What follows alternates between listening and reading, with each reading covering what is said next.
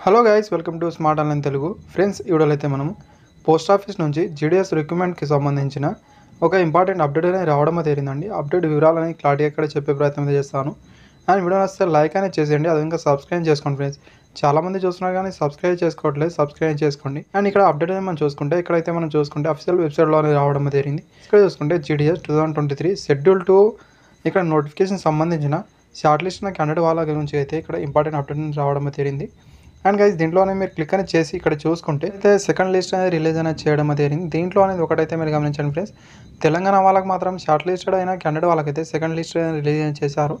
And AP వాళ్ళకైతే second list అనేది రాలేదు. అయితే ఇక్కడ మీరు గమనించండి ఫ్రెండ్స్, ఇక్కడైతే మీరు క్లారిటీగా చూసుకోవాల్సి అయితే ఉంటుంది. ఏపీ వాళ్ళకు షార్ట్ లిస్ట్ అయిన క్యాండిడేట్ వాళ్ళకైతే ఇక్కడ రావడానికి అయితే కొంచెం టైం అయితే పట్టవచ్చు.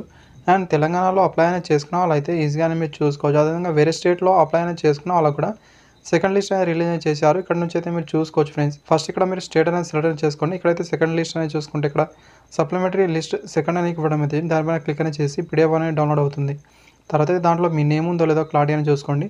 మీ రిజిస్ట్రేషన్ నెంబర్ ఉంటే ఈజీగానే మీరు చూసుకోవచ్చు. పీడిఎఫ్ అనేది చూసుకుంటే Gramin Dak Sevak online engagement schedule 2 July 2023 Telangana circle list 2 అని ఇక్కడ ఇవ్వడం జరిగింది. ఇక్కడ క్లారిటీ అని చూసుకోవచ్చు.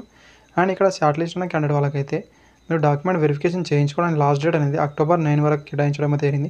ఆ లోపు అయితే మీరు ఇక్కడ డాక్యుమెంట్ వెరిఫికేషన్ అయితే చేయించుకోవాల్సి అయితే ఉంటుంది. ఇక్కడైతే మీరు క్లారిటీగా చూసుకోవచ్చండి, మీకు అనేది ఎక్కడ వచ్చింది పోస్టింగ్ అనేది మిగతా ఇక్కడ మీరు చూసుకోవాల్సి అయితే ఉంటుంది. తర్వాత పక్కన ఇక్కడ మీరు మీ రిజిస్ట్రేషన్ నెంబర్ అయితే ఇక్కడ చూసుకోవాల్సి అయితే ఉంటుంది.